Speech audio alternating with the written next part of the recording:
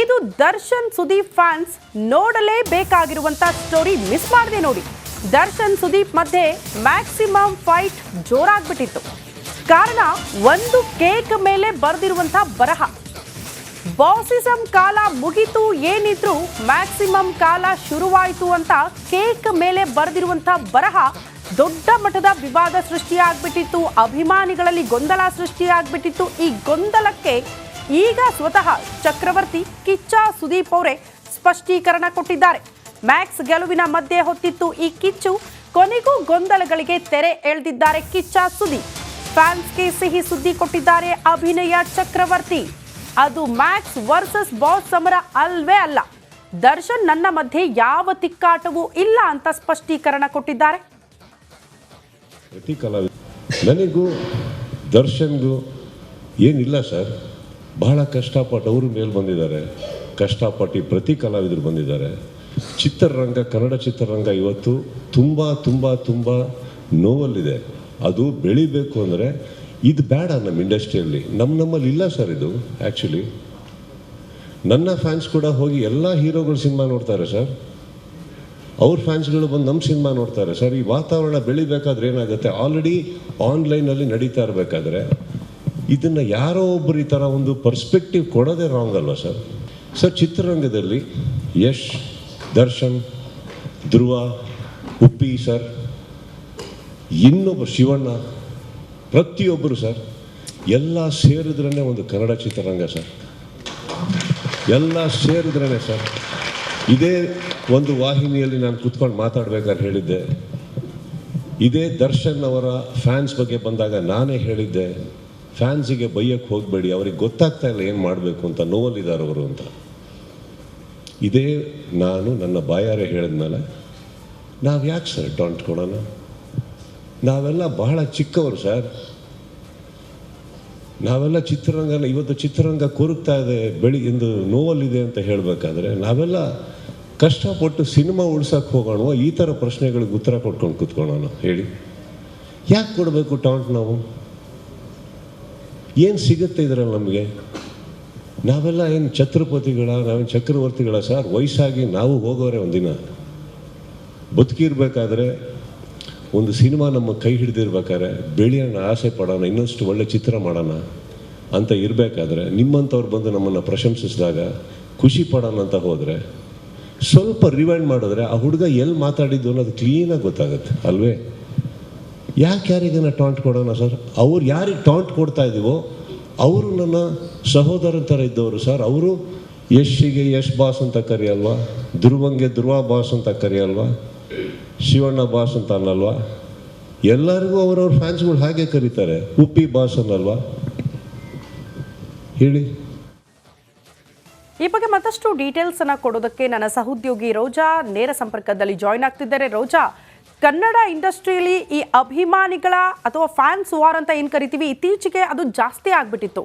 ಒಬ್ಬ ದಿಟ್ಟ ನಾಯಕ ಈ ರೀತಿಯ ಮೆಸೇಜ್ ಕೊಟ್ರೆ ಅಭಿಮಾನಿಗಳು ಒಗ್ಗೂಡಿ ಕನ್ನಡ ಚಿತ್ರಗಳು ಕೂಡ ಬೆಳೆಯೋದಕ್ಕೆ ಸಹಾಯ ಆಗುತ್ತೆ. ಮೋಸ್ಟ್ಲಿ ಇದು ಮಹತ್ವದ ಸಂದೇಶ ಅಂತ ಭಾವಿಸಬಹುದಾ ಕಿಚ್ಚ ಸುದೀಪ್ ಅವರಿಂದ? ಹೌದು ಶ್ರುತಿ, ಖಂಡಿತವಾಗಿಯೂ ನೀವು ಏನು ಹೇಳಿದ್ರಿ. ಕಿಚ್ಚ ಅವರು 2 ದಿನದಿಂದ ಏನು ಚರ್ಚೆ ಆಗ್ತಾ ಇತ್ತು, ಆ ಕೇಕ್ನ ಮೇಲೆ ಬರೆದಿರುವಂತಹ 2 ಸಾಲುಗಳು ಸಾಕಷ್ಟು ಚರ್ಚೆಗೆ ಗ್ರಾಸ ಆಗಿತ್ತು. ಕಿಚ್ಚ ಮತ್ತು ದರ್ಶನ್ ಅವರ ಮಧ್ಯೆ ಏನಾದರೂ ಮನಸ್ತಾಪ ಇದೆಯಾ ಅನ್ನುವಂಥ ಒಂದಷ್ಟು ಡೌಟ್ಸ್ ಕೂಡ ಇತ್ತು. ಆದರೆ ಸುದೀಪ್ ಅದಕ್ಕೆ ತೆರೆ ಎಳೆಯುವಂತಹ ಕೆಲಸವನ್ನು ಮಾಡಿದ್ದಾರೆ. ಏನು ನನ್ನ ಹುಡುಗ ಅಂತ ಏನಿದ್ದಾನೆ, ಅಂದರೆ ನನ್ನ ಆಪ್ತ ಏನಿದ್ದಾನೆ, ಆತ ಮ್ಯಾಕ್ಸ್ ಸಿನಿಮಾವನ್ನು ನೋಡಿಕೊಂಡು ಅದಾದ ನಂತರ ಬರ್ತಾ ವಾಪಸ್ ನನ್ನನ್ನು ಮೀಟ್ ಮಾಡೋಕ್ಕೆ ಬಂದಿರ್ತಾರೆ. ಆ ಒಂದು ಸಂದರ್ಭದಲ್ಲಿ ಕೇಕ್ ಮೇಲ್ಗಡೆ ಮ್ಯಾಕ್ಸ್ ಸಿನಿಮಾ ಮಾಸ್ ಆಗಿರೋದ್ರಿಂದ ಈಗ ಬಾಸಿಸಂ ಕಾಲ ಮುಗಿತು, ಮ್ಯಾಕ್ಸಿಸಂ ಮಾಸ್ ಕಾಲ ಶುರುವಾಯಿತು ಅನ್ನುವಂತಹ ಬರಹವನ್ನ ಬರ್ದ್ಕೊಂಡು ತಂದಿರ್ತಾನೆ. ಅದರ ಅರ್ಥ ಬಾಸ್ ಅಂತ ಅಂದ್ರೆ ನಾನು ನಮ್ಮ ಅಪ್ಪಂಗೆ ಬಾಸ್ ಅಂತ ಕರಿತೀನಿ. ಬಾಸ್ ಅಂತ ಅಂದ್ರೆ ದರ್ಶನ್ ಒಬ್ರೇನ ಇರೋದು? ಯಶ್ ಫ್ಯಾನ್ಸ್ ಯಶ್ಗೆ ಬಾಸ್ ಅಂತ ಕರೀತಾರೆ, ಧ್ರುವ ಫ್ಯಾನ್ಸ್ ಧ್ರುವಂಗೆ ಫ್ಯಾನ್ಸ್ ಅಂತ ಬಾಸ್ ಅಂತ ಕರೀತಾರೆ, ಶಿವಣ್ಣಂಗೂ ಕೂಡ ಕರೀತಾರೆ ಅವರ ಫ್ಯಾನ್ಸ್. ಹಾಗೆ ಅವರವರ ಫ್ಯಾನ್ಸ್ ಅವರವರ ಹೀರೋಗಳಿಗೆ ಬಾಸ್ ಅಂತ ಹೇಳ್ಬಿಟ್ಟು ಕರೀತಾರೆ. ನನ್ನ ಪ್ರಕಾರ ನನ್ನ ಬಾಸ್ ಅಂತ ಅಂದ್ರೆ ನನ್ನ ತಂದೆ, ನನ್ನ ದರ್ಶನ್ ಮಧ್ಯೆ ಏನೂ ಇಲ್ಲ. ದಯವಿಟ್ಟು ಯಾರು ಕೂಡ ಏನನ್ನು ಕೂಡ ಕ್ಲಾರಿಟಿ ಇಲ್ಲದೆ ಮಾತನಾಡಬೇಡಿ. ಒಂದು ಖಾಸಗಿ ವಾಹಿನಿ ಈ ಒಂದು 2 ಸಾಲುಗಳನ್ನು ಇಟ್ಕೊಂಡು ಯಾವ ಪರ್ಸ್ಪೆಕ್ಟಿವ್ ಅಲ್ಲಿ ಸುದ್ದಿಯನ್ನ ಮಾಡ್ತೋ ಗೊತ್ತಿಲ್ಲ. ಕಿಚ್ಚ ಸುದೀಪ್ ಅವರು ಈ ರೀತಿಯಾಗಿ ಟಾಂಗ್ ಕೊಟ್ರ ದರ್ಶನ್ ಅವರಿಗೆ ಅನ್ನುವಂತಹ ಒಂದು ಸುದ್ದಿಯನ್ನ ಪ್ರಸಾರ ಮಾಡುತ್ತೆ. ಸೊ ಇದರಿಂದಾಗಿ ನನ್ನ ಆಪ್ತನಿಗೆ ತೊಂದರೆ ಆದ್ರೆ ಆ ವಾಹಿನಿ ಬಂದು ನಿಂತ್ಕೊಳ್ಳುತ್ತಾ ಅನ್ನುವಂತಹ ಪ್ರಶ್ನೆಯನ್ನು ಕೂಡ ಕಿಚ್ಚ ಸುದೀಪ್ ಅವರು ಹಾಕಿದ್ದಾರೆ. ನಾನು ನನ್ನ ಗೆಳೆಯನಿಗೆ ಯಾವುದೇ ರೀತಿಯಾದಂತಹ ತೊಂದರೆಯನ್ನ ಆಗೋದಿಕ್ಕೆ ಬಿಡೋದಿಲ್ಲ, ಅದಕ್ಕೋಸ್ಕರ ನಾನು ಕ್ಲಾರಿಫಿಕೇಶನ್ ಅನ್ನ ಕೊಡ್ತಾ ಇದ್ದೀನಿ. ನಾನು ದರ್ಶನ್ ಆಪ್ತರಾಗಿದ್ವಿ, ಈಗಲೂ ಕೂಡ ಚೆನ್ನಾಗಿದ್ದೀವಿ, ನನ್ನ ಅವರ ಮಧ್ಯೆ ಏನೂ ಇಲ್ಲ. ಕನ್ನಡ ಇಂಡಸ್ಟ್ರಿ ಬೆಳಿಬೇಕು, ಅದನ್ನು ಬಿಟ್ಬಿಟ್ಟು ಈ ರೀತಿ ಟಾಂಗ್ ಕೊಡುವಂತಹ ಒಂದು ಕೆಳಮಟ್ಟಕ್ಕೆ ನಾನು ಹೋಗೋದಿಲ್ಲ, ನನಗೆ ಅದು ಬೇಕಾಗದೇ ಇರುವಂತಹ ವಿಚಾರ ಅನ್ನುವಂತಹ ಒಂದು ಕ್ಲಾರಿಫಿಕೇಶನ್ ಅನ್ನ ಕೊಟ್ಟಿದ್ದಾರೆ. ಜೊತೆಗೆ ಯಾಕೆ ಈ ರೀತಿಯಾಗಿ ಏನೋ ಒಂದು ಕ್ಲಾರಿಫಿಕೇಶನ್ ಇಲ್ಲದೆ ಈ ರೀತಿ ಸುದ್ದಿ ಪ್ರಸಾರ ಮಾಡ್ತೀರಾ, ಅದು ತಪ್ಪು ಅನ್ನುವಂಥದ್ದನ್ನು ಕೂಡ ಕಿಚ್ಚ ಸುದೀಪ್ ಅವರು ಹೇಳಿರುವಂಥದ್ದು.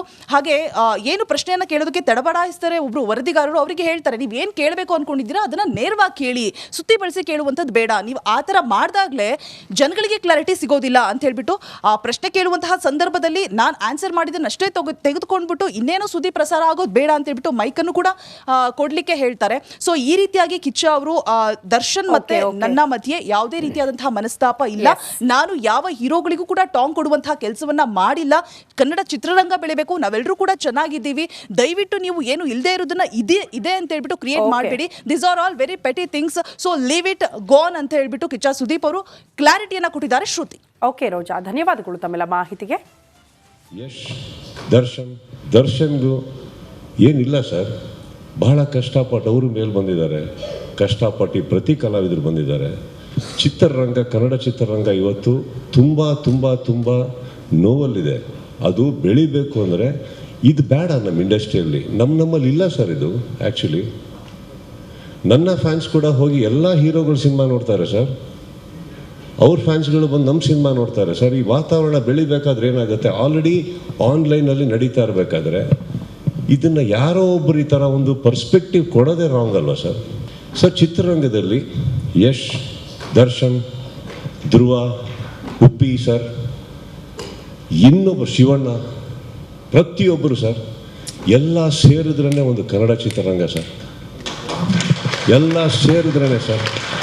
ಇದೇ ಒಂದು ವಾಹಿನಿಯಲ್ಲಿ ನಾನು ಕೂತ್ಕೊಂಡು ಮಾತಾಡ್ಬೇಕಾದ್ರೆ ಹೇಳಿದ್ದೆ, ಇದೇ ದರ್ಶನ್ ಅವರ ಫ್ಯಾನ್ಸ್ ಬಗ್ಗೆ ಬಂದಾಗ ನಾನೇ ಹೇಳಿದ್ದೆ, ಫ್ಯಾನ್ಸಿಗೆ ಬೈಯಕ್ಕೆ ಹೋಗಬೇಡಿ, ಅವ್ರಿಗೆ ಗೊತ್ತಾಗ್ತಾ ಇಲ್ಲ ಏನು ಮಾಡಬೇಕು ಅಂತ, ನೋವಲ್ಲಿದ್ದಾರೆ ಅವರು ಅಂತ.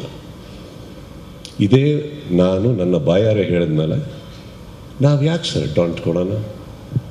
ನಾವೆಲ್ಲ ಬಹಳ ಚಿಕ್ಕವರು ಸರ್, ನಾವೆಲ್ಲ ಚಿತ್ರರಂಗನ ಇವತ್ತು ಚಿತ್ರರಂಗ ಕೊರಗ್ತಾ ಇದೆ, ಎಂದು ನೋವಲ್ಲಿದೆ ಅಂತ ಹೇಳಬೇಕಾದ್ರೆ ನಾವೆಲ್ಲ ಕಷ್ಟಪಟ್ಟು ಸಿನಿಮಾ ಉಳ್ಸೋಕ್ಕೆ ಹೋಗೋಣ, ಈ ಥರ ಪ್ರಶ್ನೆಗಳಿಗೆ ಉತ್ತರ ಕೊಟ್ಕೊಂಡು ಕೂತ್ಕೊಳ್ಳೋಣ ಹೇಳಿ? ಯಾಕೆ ಕೊಡಬೇಕು ಟಾಂಟ್? ನಾವು ಏನು ಸಿಗುತ್ತೆ ಇದರಲ್ಲಿ ನಮಗೆ? ನಾವೆಲ್ಲ ಏನು ಛತ್ರಪತಿಗಳ, ನಾವೇನು ಚಕ್ರವರ್ತಿಗಳ ಸರ್? ವಯಸ್ಸಾಗಿ ನಾವು ಹೋಗೋರೆ ಒಂದಿನ. ಬದುಕಿರ್ಬೇಕಾದ್ರೆ ಒಂದು ಸಿನಿಮಾ ನಮ್ಮ ಕೈ ಹಿಡಿದಿರ್ಬೇಕಾದ್ರೆ ಬೆಳೆಯೋಣ, ಆಸೆ ಪಡೋಣ, ಇನ್ನೊಂದು ಒಳ್ಳೆ ಚಿತ್ರ ಮಾಡೋಣ ಅಂತ ಇರಬೇಕಾದ್ರೆ ನಿಮ್ಮಂಥವ್ರು ಬಂದು ನಮ್ಮನ್ನು ಪ್ರಶಂಸಿಸಿದಾಗ ಖುಷಿ ಪಡೋಣ ಅಂತ ಹೋದರೆ, ಸ್ವಲ್ಪ ರಿವೈಂಡ್ ಮಾಡಿದ್ರೆ ಆ ಹುಡುಗ ಎಲ್ಲಿ ಮಾತಾಡಿದ್ದು ಅನ್ನೋದು ಕ್ಲೀನಾಗಿ ಗೊತ್ತಾಗುತ್ತೆ ಅಲ್ವೇ? ಯಾರಿಗನ್ನ ಟಾಂಟ್ ಕೊಡೋಣ ಸರ್? ಅವ್ರು ಯಾರಿಗೆ ಟಾಂಟ್ ಕೊಡ್ತಾ ಇದ್ದೀವೋ ಅವರು ನನ್ನ ಸಹೋದರನ ಥರ ಇದ್ದವರು ಸರ್. ಅವರು ಯಶ್ಗೆ ಯಶ್ ಬಾಸ್ ಅಂತ ಕರೆಯಲ್ವಾ, ಧ್ರುವಂಗೆ ಧ್ರುವ ಬಾಸ್ ಅಂತ ಕರೆಯಲ್ವಾ, ಶಿವಣ್ಣ ಬಾಸ್ ಅಂತ ಅನ್ನಲ್ವಾ? ಎಲ್ಲರಿಗೂ ಅವ್ರವ್ರ ಫ್ಯಾನ್ಸ್ಗಳು ಹಾಗೆ ಕರೀತಾರೆ, ಉಪ್ಪಿ ಬಾಸ್ ಅನ್ನಲ್ವಾ? ಹೇಳಿ ವೈ?